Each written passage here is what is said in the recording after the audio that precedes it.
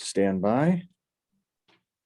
In 3, 2, 1. You're live. Welcome to the Jeremiah Show. I'm your host, Kat. I do have Jeremiah here, standing watch with Dr. D manning the controls. So you just heard a song, and like me, you probably fell in love with him on the very first note there in that song, Falling by Harry Styles. And we fell, all four coaches fell. This kid is a 4-chair turn. We have on the show today, NBC's The Voice, season 20, Zae Romeo. Welcome, Zae. Welcome to the show. Hello, everybody. Thank you guys for having me. I'm so excited to be here. Where are you exactly? I am right now currently in McKinney, Texas. Okay, I'm in Austin. Oh, awesome. That's so cool. Come on over. We'll grab a tea. Not that far away. I have to say, I watch The Voice with my kids, especially my daughter. She's obsessed. And we saw your blind audition on the night that it aired. And absolutely you immediately were like on our top favorite 5 list. And when I know she's gonna flip. She's literally gonna lose her mind when she finds out that I'm talking to you right now after school. But I was kind of diving into you, and so there are some words that are kind of commonly being used to describe you when you sing, and I could not agree more. And that is vulnerable, emotional, and just heart. And that is exactly, before I read those words, that is exactly, I think, what made me notice you. And where does that come from? Fill us in on who you are, where you come from, kind of what's your story, and why you're just like a walking heart. So tell me how that happened and tell me your story. So I grew up and kind of in the foster care system, had a hard life, I would say, and music has always kind of been my way of just moving forward and moving on and moving through things. It's been kind of a savior for me. And so when I sing, I always tell people that I will never sing a song that doesn't mean something to me, that I can't connect to the words. And for me, that's the most important thing, is to just be able to connect to those words when I'm singing them. And so whenever I sing, I allow for my emotions to just come out. I just sing what it means to me as an artist, as a person. And Falling, as my blind audition song, spoke a lot to me. The words meant a lot to me. And so I just sang from my heart. And that, I feel like, is the most important thing. It's more important than the looks, than the performance aspect. I feel that the most important thing is that you're sharing the story with the audience, and that they can get what you're trying to say and release. Yeah. And I think I rewatched your blind audition video this morning. And I think it was Kelly who said, all of them just kind of went on and on, because they all just, they saw that specialness in you. But I think it was Kelly who was like, even if there were like nerves or pitch or not enough air in a section, she said it was so emotional, and it was so like it doesn't, that stuff, my ears don't even matter when I'm listening to you, Zae. It's like my heart wins, it's like it goes straight to the heart. Talk to me a little bit about what keeps, I hear a lot about artists and people that are creators like yourself. There usually is some pain in there. Where does that pain kind of sit now? And like, does the pain kind of transfer into just like kindling for keeping your fire lit? What keeps that lit for you now these days? You're 21, you're living on your own. Yes, it's like an adult. So you're not in that experience anymore, but I know you carry it with you. What keeps that fire lit for you to be able to carry that and also create from it? Yeah, so I wouldn't be who I am today without the things that I've gone through. I wouldn't be the artist that I am. I wouldn't be where I am. And so for me, as I said, music has been like a savior. It's been there for me my whole life. And so when I sing, I choose to use those moments and to fall back onto those things that I've been through. Like when I sang Falling, what I was thinking of in my head, the moments that I had in my mind when I was singing was when I was, because I did go missing for about a week and a half. I ran away from home. And it was due to me believing that I wasn't enough for anybody, that people didn't care. In the words, I'm falling again, I'm falling, the constant failure of life that I had at the time. And so when I sing, I pull those experiences out and I just sing from my heart. And I just let people hear that. And day-to-day life, I mean, that kind of stuff doesn't come up all the time, but I know from what I've learned from everything that I've been through, it's created who I am today. And I've learned a lot about just how to go through my life and how to live the best life that I can live just through these experiences. Yeah. And I also read that you're teaching music and art to kids. Is that, how much of that piece do you include, just the kind of the life and that part of your story? What, I don't know how old the children are, but I mean, do you kind of bring some of that in so that, because I ask that because that self-worth piece, that's in everybody at varying degrees. And I think that, I don't know that there's a human being on the planet that hasn't struggled with that at some time in their life, or that eventually will. So I think it's really important, especially when dealing with kids. So do you include that in the way that you teach music and art? So I've always had kind of an awesome connection with kids. I've always been able to just work really well with them. And they always seem to love me. I don't really know why, but oh, come on. I can see why. And when I work with kids, I know something that I've noticed about a lot of kids is they all kind of struggle with the same things. They all kind of go through this similar things. Not every kid has gone through what I've gone through, but a lot of them go through just similar things. A lot of them worry about what they sound like. And in lesson time when we're practicing, I always tell them, hey, this is a safe place. If you don't make mistakes, I can't help you. So make all the mistakes, yeah. I want to mess up so that we can go forward from there. I made tons of mistakes. I sang the national anthem once at a basketball game when I was in high school, and it had the biggest voice crack that I've ever had. And it was so embarrassing. And now I've learned, like, I cannot sing the national anthem that high. I have to sing it lower. So I just don't sing the national anthem. That's how I get around that. Yeah, me neither. That always works. We'll leave that to you. With kids, it's just it's a lot. They're so trusting, and it's so easy to be like, hey, I went through this. I know what it's like. I know what you're thinking. I know what you're feeling. I know you're nervous. I know you're scared, but know that I went through the same thing, and I can teach you. I learned from that experience.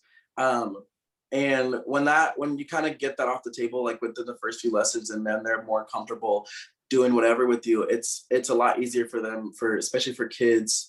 I've worked with some adults, but especially for kids, it's a lot easier for them to connect. And I've noticed that with not even with just music, with just my story and connecting with kids in the foster care system and kids that are adopted. It's been really cool to see the connection that they have. A lot of kids have messaged me and been like, hey, I think the coolest message that I got was this girl, and she said that she's currently in the foster care system and she knows that she's not going to be adopted out because she's reached kind of the age, and she's like about a year left. And when you turn 18, you're out of the foster care system and you're on your own as an adult. Mm-hmm. And she's about to turn 18, and she was like, I didn't think there was any hope left in the world. I didn't know I'm not going to get adopted. And she said, but hearing your story gave me hope that, that I can grow up and still become something, even though I'm not going to be adopted.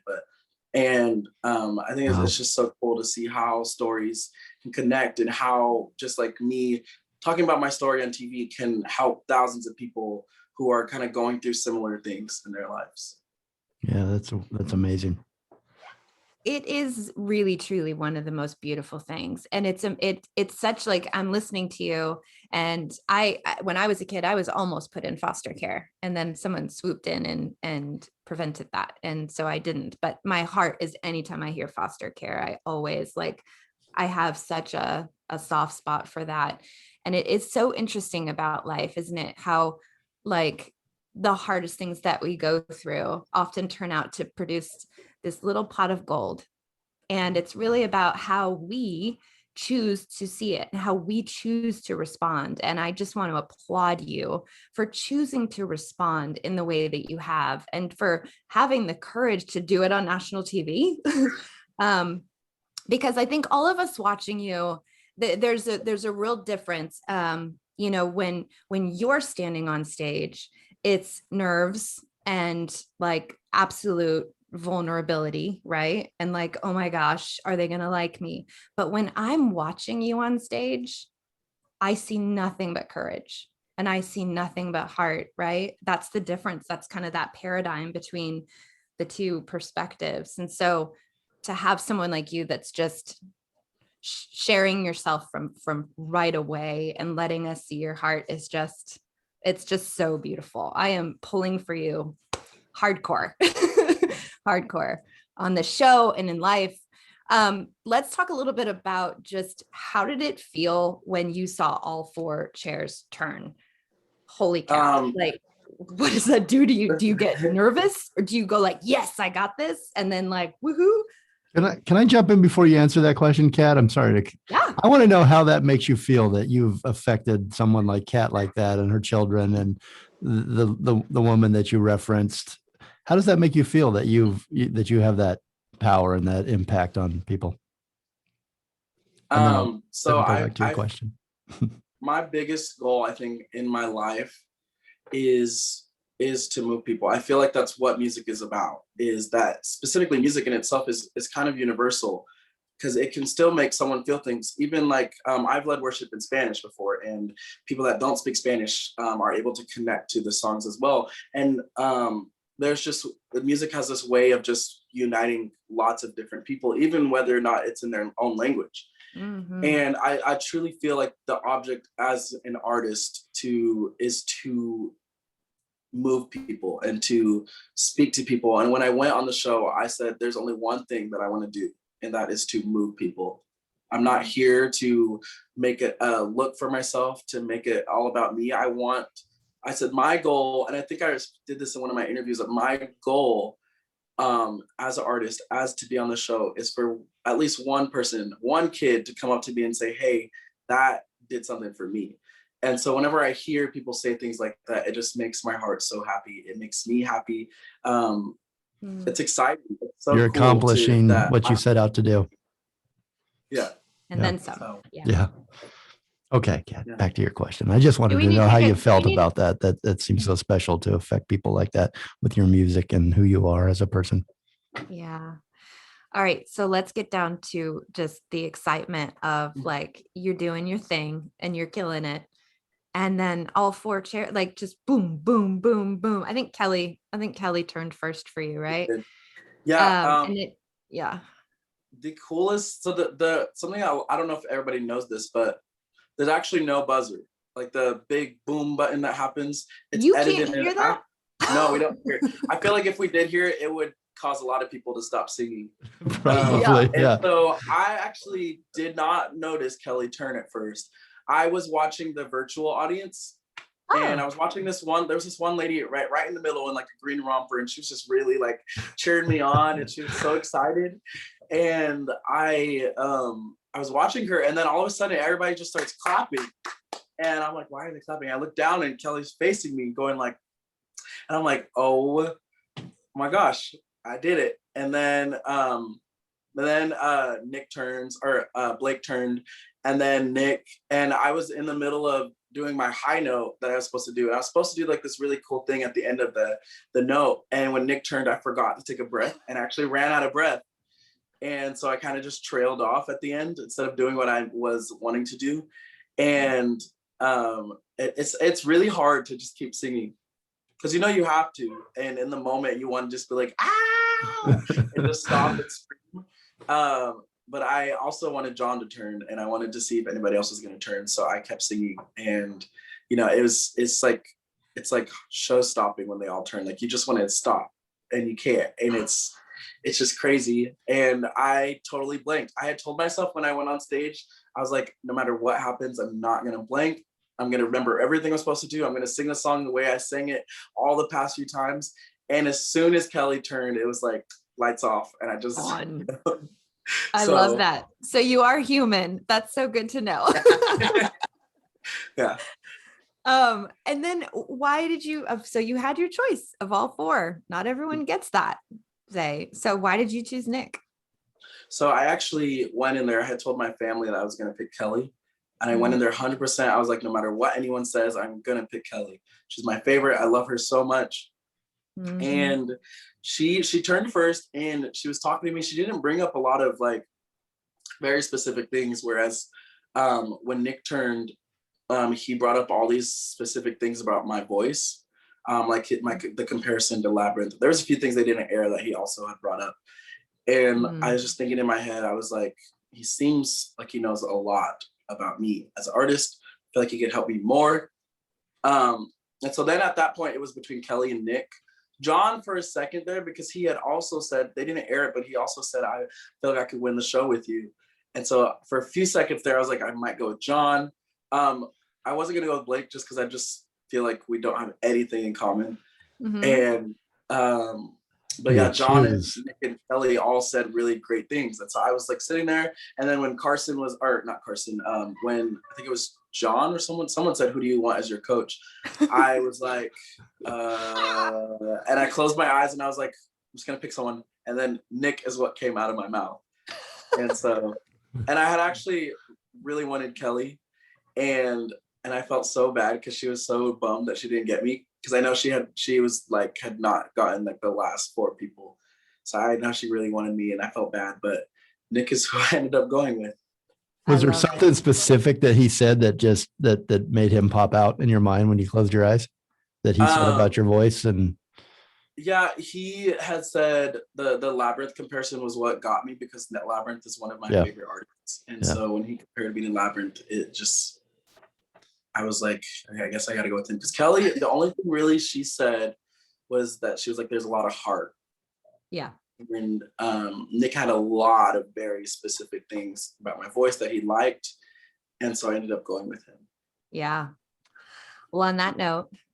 Yeah, I was going to say, you're going to take us out to break. I know, Kat, I'm sorry to jump in and interrupt.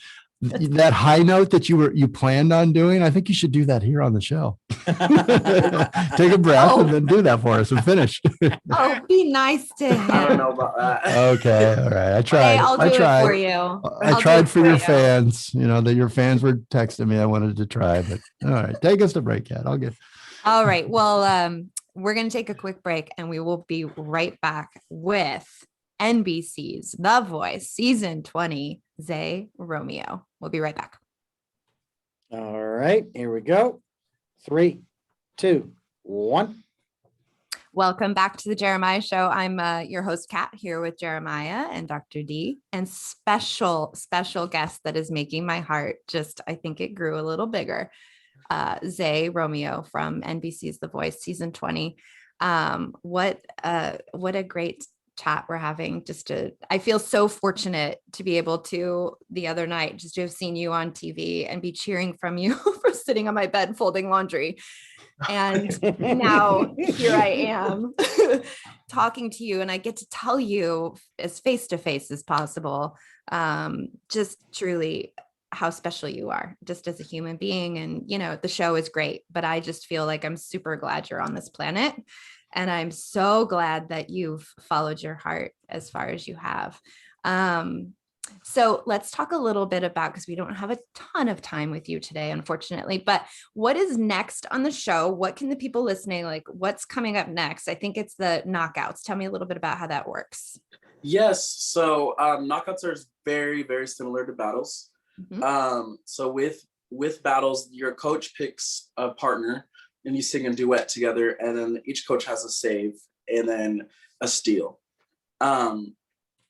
So the 4 people that have gotten saved by a coach, so each coach will save one person on their team. Those 4 people will go against each other in knockouts in what they call the 4-way knockout. And one person will go through to live shows. And then everybody else that made it through. So even if you got stolen, you're on a different team. Everybody else that made it through will do a knockout against another person on their team. And with knockouts, the contestant actually gets to pick their song. So that's really cool. And then the same thing happens where you stand up on the stage, you sing your song, your partner sings their song, and coach picks one person to move forward. The person that doesn't move forward has a chance to be stolen by another coach. Oh, good. Because that's always a stressful part. I mean, not just for you guys. I know it's stressful for you. It was very stressful for us at home. Like, for the love of God, just save him. Yeah. So, I mean, obviously we want to get you to the lives. Let's start your campaign a little bit early. Okay. Why should America, I mean, like, are you practicing what you're like, because you're eventually going to have to be standing there and tell America why they should vote for you at some point. Right. So tell us now, like, why should America vote for you when you make it to the lives? Because you will, I believe. And sing your answer. And sing your answer with a high note, please. I'm going to keep trying. Just kidding. You're just going to keep trying, aren't you? As an artist, I feel like I connect with a lot of people on a personal level. And I know that my music will do the same. The songs that I write, hopefully to come out after the show's over, always have a story. I don't sing a song that won't have a story. And I want my music to connect with people and for people to hear the words and say, oh, that means something to me as a person. Like, I really feel like I connect with that. And so I want my music to do that. And I want the opportunity to help others through music. And I think of myself as kind of like a musical therapist, that my music will just help people and change the world. And so voting for me could help me have that opportunity. So, yeah. Yay. Well, you have my vote and my daughter's. She made me get the app on my phone already. She's like, get the app. Keep voting. Jeremiah, do you have any questions or anything you want to get out of him before we have to let him go? How did that high note go? I mean, just give me a go. little hint of You that. are What's utterly relentless. Where can, because I was looking for your music this morning everywhere. Where is the best place for people, your fans, to find music right now? So, and then what do I'm sure you'll do a big deal after this, a big record deal after you win and take this, put out more music. But right now, where can they find more? So I don't actually have my songs out yet. I have them all on my phone. They haven't been released yet. But I do have covers and all of that fun stuff. YouTube. Let me give this offer to you. If you want to send or share any of your songs with the fans on our show, send it to us. Send it to Kat. Send it to me. We will we'll play it. We'll play it in its entirety on the radio for you if you'd like. So just that offer's out there. Zae, awesome. if you want to be on the radio. That's awesome. So I also have like covers and stuff currently out, which everyone can listen to. I have the most covers on TikTok. And my TikTok is just Zae Romeo. You'll have to scroll through all of the voice videos to get to the covers. And I have 3 on my Instagram. My Instagram's real aesthetic, so they have to go with the vibe and they have to match whatever is posted. So there's 3 on my Instagram, and then I have some on YouTube as well. Okay, great. Love it. So final words to your fans and to your family. We'll let you have those. Yeah. I am so thankful and grateful for this opportunity. And I know that 100% would not be here with the people that I've met, with the people that I know, without my family. And so just a big thank you for all the support and for people that are believing in me right now and believing that I can make it somewhere and that are voting for me and watching and cheering and yelling and all that. So thank you from the bottom of my heart. Thank you. Thanks for the gift of your music. Zae, you are absolutely beautiful. Thank you for spending time with us today. I know you probably have a lot going on.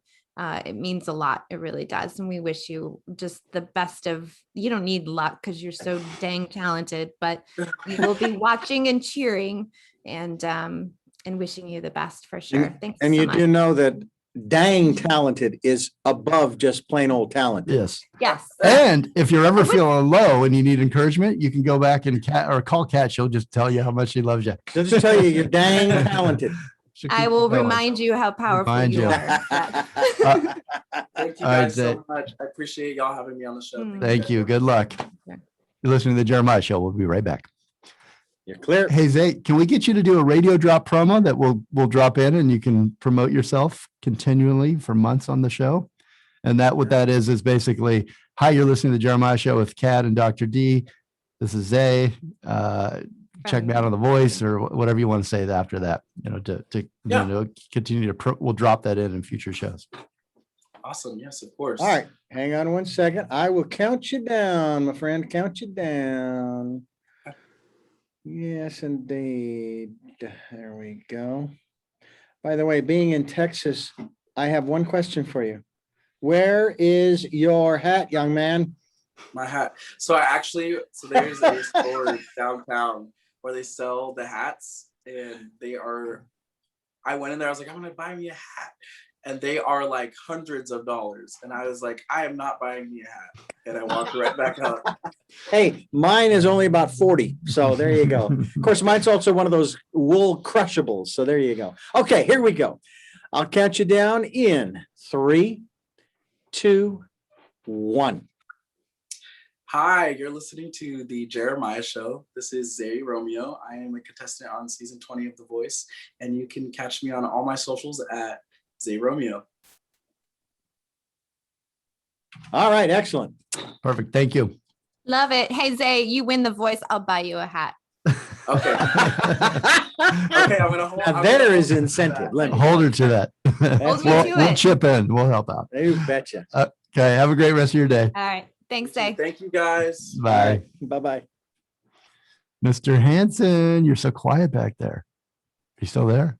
Yeah, I did have a question for him, but there Oh, was enough going on. It's lost hard him. when Curious. I can't see you. Well, You you know, I know? have my computer's from 1853. There's a mouse and a wheel. you're like propelling 0101. I got a question. it. I have to hold an antenna above my head. To get Oh, wireless. shoot. That would have So, been no, good to I have was your curious question. I about thought it. you might jump in. I was curious about his family because I don't know, are his brothers or sisters? It doesn't say. Are they still in foster care? Are they doing okay? How's his relationship with those guys? Yeah. Because Yeah. are they coming out of the situation as well as he has?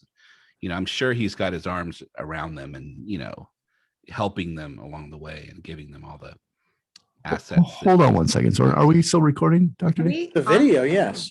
Let's we're just gonna roll through. Tell us when to cut for the first show. We're just gonna talk, all four of us.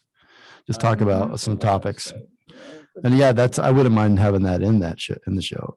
But I guess we won't Yes. record this. But yeah, the bio was a little bit vague. It said siblings, so it may have been a I was wondering. sensitive subject for him as far as maybe they're not doing that well, and it's hard. I don't know. It's hard. It's hard. Yeah, dig into that a little bit. I was wondering about the what did it say here? They said on the street he was busking. What is busking? I've never heard of that. When you term. play music on Oh. the street, in the subway, know what that on the was. street. Mhm. I see. They have a single the word for that, huh? Busking. Okay. Never heard of it before. Jeremiah, we used to take the subway down to Goleta and then back to Santa Barbara. Oh man. Yeah, we used to play down there. Hold on one second. Let me should I welcome us back so we can record Sure. all these Let's great do it now. conversations with Soren Let's Hansen? do it now in 3, All right. 2, 1. You live? Welcome back to the Jeremiah Show with Kat and Dr. D. And we have a very special guest today, Soren Hansen. Now, Soren, when I call you OG, that fits with you. You were the original, Kat. I don't know if you knew this. Dr. D probably barely remembers, but our very first Soren was the original co-host on That's the right. show. On the That's Jeremiah right. Show. Actually, I think I didn't know legally that. I'm Yeah. still an associate producer, and I have not received a penny. Any And, checks? and I'm a member of SAG. Those and are I get in the checks mail. for 25 cents from SAG, so I thought maybe I'd get like a 20 cent Soren, No, join the little club. teeny- Me either. Let's start a teeny, class teeny. action. Guys, I put the checks in the mail. It's that post office. Trump ruined it. So I That's mean, You have I to know put that a guy. stamp. You I have mean, to it's put a not- you stamp on guys them, gotta Jeremiah. find. Stamps, It's- stamps. Yeah, they tied rocks. I thought I just had behind to the- lick the envelope, and that was it. That's right. Just stick it in an envelope in the blue box. There They you tied go. rocks to the back of the delivery checks to make them slower. Yeah. Slow this down as much as possible. That's right. Well, I did. You know, it does say on the envelope, wait until Monday to cash. The only thing is, it doesn't say which Monday. Yeah, like which year? Technicality, Dr. D. That's a Technicality, technicality. Exactly. Yeah, so we go all the way back to the video we were shooting in New York, and I don't know. I know we mocked up, hey, I got the show. I don't know if you really did have the show. I think it No, really actually, I happened. got that phone call from Les Carroll. Yeah, it would on the really happen in rooftop that moment. of the Hudson, Yeah. and Soren captured it on camera. Oh, wow. Yeah, that was I was pacing because I think he Aw. teased me for a bit, and talked about he didn't tell me right off. Yeah, you got a show. Ah, Yeah. Yeah, this so we is sort so of special. documented the whole thing, and it happened that moment. And now I'll Jeremiah is a big star. You know, it's hard to get a hold of him. Yeah. He's talk about And- rocket and- ships. And following that phone call, he cried, right? He cried, broke down, and just couldn't believe We it. added that in later, right? Added Soren? it. Yeah, then we did the See. CGI tears. Yes, I see. Yeah. Did he thank the Academy? That's what I want to know. No, I think he ordered another beer. In fact, that's exactly what I did. I might have ordered 2 or 3. More wine. Yeah, that was at the Hudson Hotel, Ian Traeger's place. I don't know if he still Wow. owns it. I think actually SBG, excuse my language. I forget the What did you? I don't- said no, you didn't. okay. No, you didn't. I can't remember the SBE group. I always forget all these acronyms, and SBE group bought Okay. bought from Ian Traeger. Ian Traeger, of course, is that very well-known hotelier, but he owned Studio 54 and then went to jail for Oh. I think selling cocaine over the bar or under the bar. See, you need to get your jail time out of the way first. You gotta Then sell go it from into the business. But then when he bathroom. came out, he's the guy that started all those boutique hotels, really. The small hotels that are like oversized furniture and just Oh, wow. wacky. And yeah, Hudson was one of those. And Soren and I Oh, we flew out to New York and stayed out there. That was we were looking at the Summit House job at that point, right, Soren? Yeah.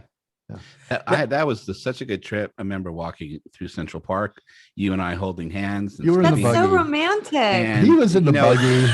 I it was was I was just- walking alongside the buggy. He was sitting inside the I'm carriage. getting jealous. So no, it was, Yeah. you know, you Yeah. hear, I've been in New York a couple times, but you hear stuff about New York, but it was like everyone was pleasant. It was fun. The weather it was just really a nice adventure. So I don't know, because I used to have kind of a tainted thing about New York City. Yeah. It scared me a little bit. You know, what you looking at? You know, I didn't get Me didn't too. get that They from should- you. I got it, but Yeah, I mean, what you looking at? Well, I'm your friend. I'm looking at you. What you looking but at? still, what you looking at? How you doing?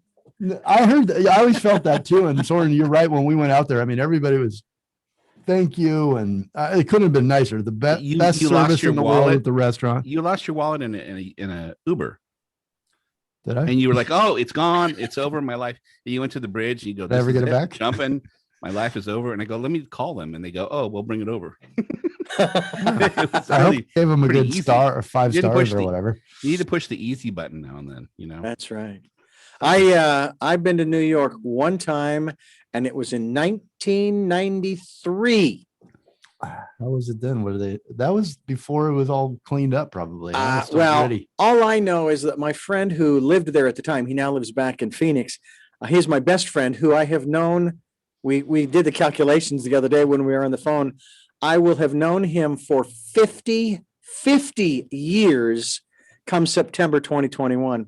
Anyway, my wife at that time and I flew out there, and he kept getting on me for looking up at the skyscraper. She said, "Stop Yeah, it. You look yeah. like a tourist." That's a big thing. And I Everybody said, says, "Don't look up." "Excuse me, I am a tourist." Then we were walking through Washington Park, and he says, "No, this is where they sell all the drugs." "Oh, this is where they sell the drugs?" "Shh, quiet! Don't say that." "What? They don't know?" The funny thing is, Dr. D, you look up here in Santa Barbara and there's only 2 stories, but I see you looking up all the time. Yeah, I can't help it. I can't help it. You're like a turkey in the rain. Yeah.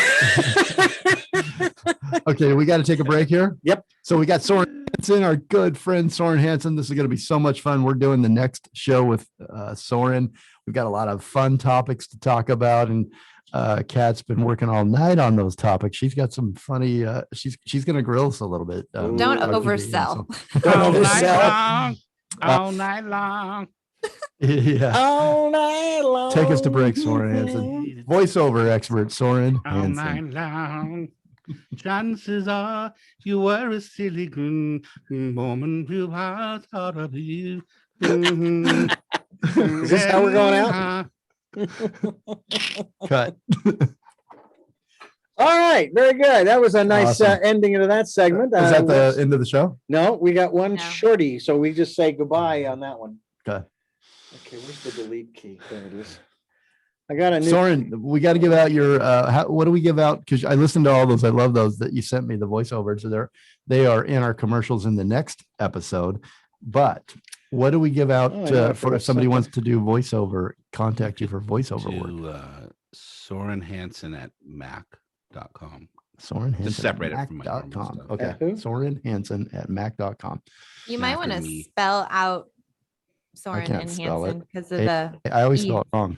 Is it ES? Well, look on your screen. H-A-N-T-N? It's spelled. Yeah. It's spelled on your screen in the Oh, corner. God, I Put have your to put- glasses I on. have to put my glasses on then, Kat. Oh, Just man, a that's Way tip. too much work. Jeremiah, a tip. Yeah. En is Just a tip? Danish. Just a En tip. is Danish. On is Swedish. Oh, I didn't know that. I did Yeah. not So know I'm that. not Swedish. We don't like the Swedes. You sure? You're Yeah, still we- being You sure you don't have We blonde hair? pillage. That's who we pillage. You sure? Still, We don't rape anymore, but we do pillage. We do pillage. I gotcha. Yeah. Okay. You betcha. So I'm ready. let's see. We got how many minutes? 1 minute, just a goodbye. Just a minute to wrap it up and then we'll go into the Okay. next show. All right. Kat, do you want to do it? You want me to do it? You no, you started do it. You want me to finish it? No, Yep. you do it. No, you do it. Zae No, you do it. Romeo. Zae Romeo. Zae Romeo. Zae Um, Romeo. What a name. And Jesus. remember, it's The Voice season 20. 20. NBC's The Voice season Are you 20. seriously reminding me that the person that sent it to you to remind you today? Are you? I wonder why I'm doing that. NBC. Did you Here we send go. it to yourself? There I'll you just go. read Send that the note to text that I yourself. sent to Kat earlier to remind myself of what I'm Yeah. supposed to say. Yeah, I sent an email to myself and it got bounced back. Mail undeliverable. She can't help it. She's a mother. I don't know All the right. address. Here we go. 3, 2, 1. You're live. Where am I? Who am I? Where are we, Dr. D? I'm not sure, but we are fast approaching. We are hurtling towards the end of this episode. Okay, I be mean, quick. I'll be hurdling. quick. But first, I need to ask Kat. Kat, Uh-oh. what show are we on? We're on the Kat cat has show to remind officially. me. It's the cat show. It's the cat. She should just take over at this point. Jeremiah show. That voice is so great. The golden voice. We've got Soren Hansen. He came in at the very end of the show. We can't wait to see him on the next show. He's going to stick around and hang out. We will be right back on our next show. This is the end of episode 363. And hold on. I just want to thank Kat for booking Zae Romeo. Romeo season 20, NBC's The Voice. That was such a great interview, Kat. And Thank you. all right, that's it. Everybody have a great week. Communicate, listen more, and evolve.